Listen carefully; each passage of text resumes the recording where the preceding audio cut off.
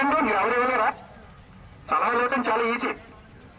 బ్యాంకులు ఒప్పించుకునే సత్తా మనకే ఉంటే ఆయన దగ్గరికి వెళ్ళవలసిన పని ఉండదు, ఎవరి కాళ్ళు అట్టుకోవాల్సిన పని కూడా ఉండదు. ఇప్పుడు మీ అందరం చదువుతున్న వాళ్ళు మీ ఎవరి కాళ్ళు పట్టుకోవడమే మా పనులు జరుగుతున్నాయి. మరి మీ ఎమ్మెల్యే దగ్గరికి వెళ్ళలేదు, లేదంటే ఏ అధికారిని మేము వెళ్ళి రిక్వెస్ట్ చేయం, అడుగుతాం, అర్జీలు పెడతాం. వరద గారు అర్జీ పెట్టారు. ఈ అర్జీ ఎక్కడికే పోస్ట్ ద్వారా పంపించారు. ఈ అర్జీని ఏదో ఎదురులంటే పంచాయతీ, అది కూడా ఎక్కడి నుంచి, వైజాగ్ నుంచి. వాళ్ళు గడగడలు ఆడుతా దీనికి కనుక సమాధానం 30 రోజుల్లోకి ఇవ్వకపోతే ఏ అధికారి అయితే అందుకున్నాడో ఆ అధికారి జేబు నుంచి రోజుకి 200 రూపాయలు కట్ చేసి ఇంక ఇవ్వాలి. అది చట్టం యొక్క గొప్పతనం.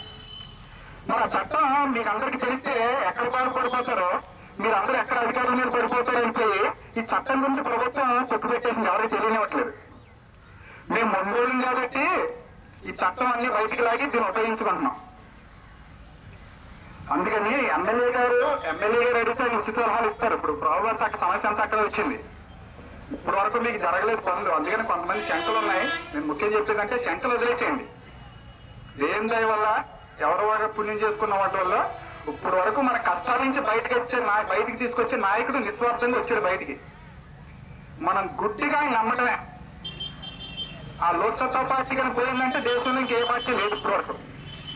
మనం కూడా చంద్రలో కలిసిపోవటమే. దగ్గరలో గోదావరి కాబట్టి గోదావరిలో కలిసిపోయి చదవరమ్మ కులంతో పోయిందా నలుగురితో నారాయణ సామె చేతి ఉంది కదా, ఆ బ్యాచ్ లో కలిపి మనం. ఇప్పుడు అవకాశం రాకుండా జేపీ గారి దయ వల్ల లోక్సత్తా పార్టీ అంటూ వచ్చింది. అది ఇప్పటి వరకు ప్రత్యక్షంగా మీకు దాని యొక్క లబ్ధి చేయకూడదు ఎవరికి కూడా, పరోక్షంగా చాలా జరిగినాయి.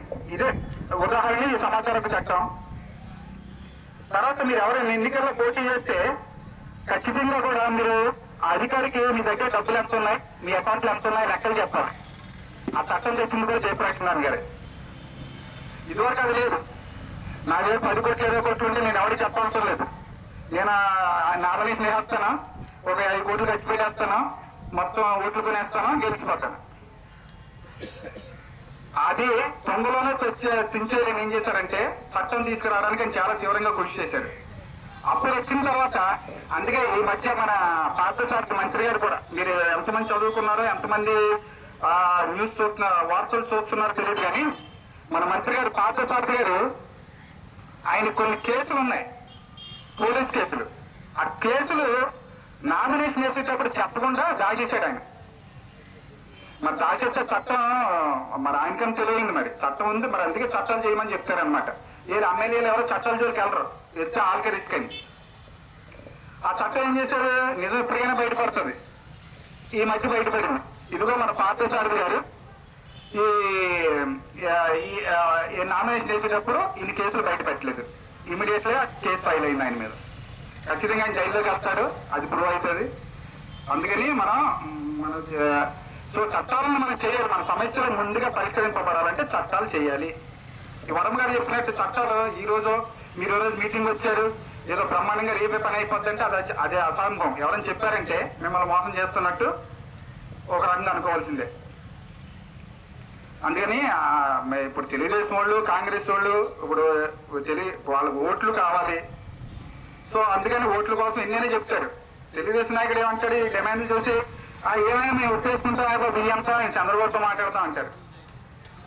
ఎంత చిటికలో కానీ నీకెంత మొన్న ఒక ఆవిడతో మాట్లాడాను నేను. ఆవిడకి ఏంటి అమ్మ నువ్వు ఓటు ఎవరికి వేసావమ్మని అడిగితే, బాబాయ్ నేను 300 ఇచ్చారండి, ఎవరు ఇచ్చారు నీకన్నా.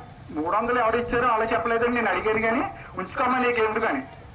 మరి ఏం చేస్తా అంటే వేసి ఫ్యాన్కి వేయమ్మా నీకు 500 పెన్షన్ వస్తుందని చెప్పారంట.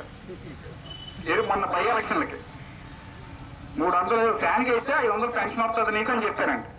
ఆవిడ ఏం చేసింది, ఎక్కడైనా మనసులో మన మానవులు కాదండి, ఎక్కడో పాపభీతి ఉంటుంది.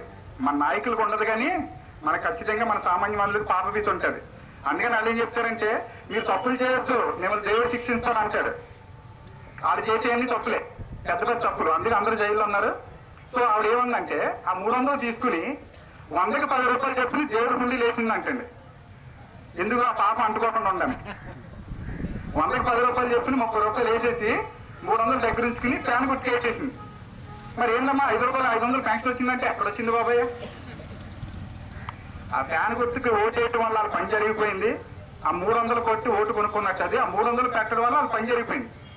ఆవిడ అక్కడే ఉంది. పెన్షన్ రాదు, చచ్చిపోయే వరకు రాదు గ్యారంటీగా, ప్రభుత్వం మార్చే తప్ప. ఇది అర్థం చేయడానికి యాక్చువల్గా ఈ సమస్య ఈ మీటింగ్ పెట్టింది ఏంటంటే, ఇది అర్థం అవ్వాలి మీ అందరికీ. మనం ఏదో వచ్చాము, డిమాండ్లు పట్టుకున్నాం. ఇప్పుడు కాంగ్రెస్ వాళ్ళు పట్టుకెళ్ళినా అదే అంటారు, ఈ డిమాండ్లు ఇప్పుడు ఎమ్మెల్యే గారి దగ్గరికి అలాంటి డిమాండ్లు పట్టుకుని ఎంత మా ప్రభుత్వం చేస్తుంది, బాబు నువ్వు ఎక్కడున్నావు, ఎవడో నేను ఎవడో మైండ్ మార్చేస్తున్నాను నిన్ను అని చెప్తాడు. ప్రతి ఇప్పుడు సిఐటి చాలా మంది, ఇప్పుడు సిఐటిలో చాలా మంది ఉన్నారు, సిఐటి కూడా. కానీ ఇంతమంది ఇన్ని సంఘాలుగా ఉండి, ఇంత పెద్ద పెద్ద పార్టీలు ఉండి, ఇంత పెద్ద సంఘం సిఐటి అంటే మొత్తం భారతదేశం ఉండే సంఘాలు ఉండి, మరి మన సమస్యలు ఎందుకు పరిష్కరించబడలేదు ఇప్పుడు వరకు? ఎక్కడ లోపం అయ్యారంటే, నాయకుడు మన ఇంటి యాజమాని మంచివాడు అయితే పిల్లలు మంచిగా పెరుగుతారు. అది ఎక్కడున్నా, మా ఇంట్లోన్నా మీ ఇంట్లోనే ఎవరింటున్నా. మన నాయకుడు దోపిడీదారుడు ఎవరు తిన్నా పర్లేదు అనుకుంటే పిల్లలు కూడా అలా తయారవుతారు. ఇప్పుడు జరుగుతుంది అదనమాట. తనకు ఇప్పుడు మనకు నాయకుడు ఈ లోక్సత్తా పార్టీ వల్లే మీ డిమాండ్లు పరిష్కారం అవుతాయి అనే దానికి చెప్పడానికి ఉదాహరణ ఏంటంటే, జేపీ గారు నిస్వార్థపరుడు, నిజమైన నాయకుడు, ధైర్యమైన నాయకుడు, ఎవరికి జంకడు. మీ దగ్గర మాట, ఓట్ల కోసం మా దగ్గర మాట, మేము పట్టుకెళ్తే డిమాండ్లు ఆయన ఇది అంటాడు, ఏమై బాబు ఓట్ల కోసం ఎన్ని తెచ్చారో ఎన్ని అంటాడు. సాధ్యమైనవి తీసుకుంటాడు ఆయన. మీరు అలా మోసం చేయొచ్చు, మీరు పొరపాటు చెప్తున్నారని అని అంటారు ఫస్ట్ మాట ఆయన. అంత భయం ఆయనకి అబద్ధం అంటే. మాట ఇవ్వటం అంటే, పని జరగకుండా మాట ఇవ్వటం అంటే అంత గడగడలాడిపోతాడు ఆయన. అదృష్టం కొలిది ఆయన మన నాయకుడిగా ఉన్నాడు. మేము అందుకే కూడా అంత ధైర్యంగా మేము చెప్పగలుగుతున్నాం. అందుకని మనం ఈరోజు ఈ డిమాండ్లన్నీ అన్ని కాకపోయినా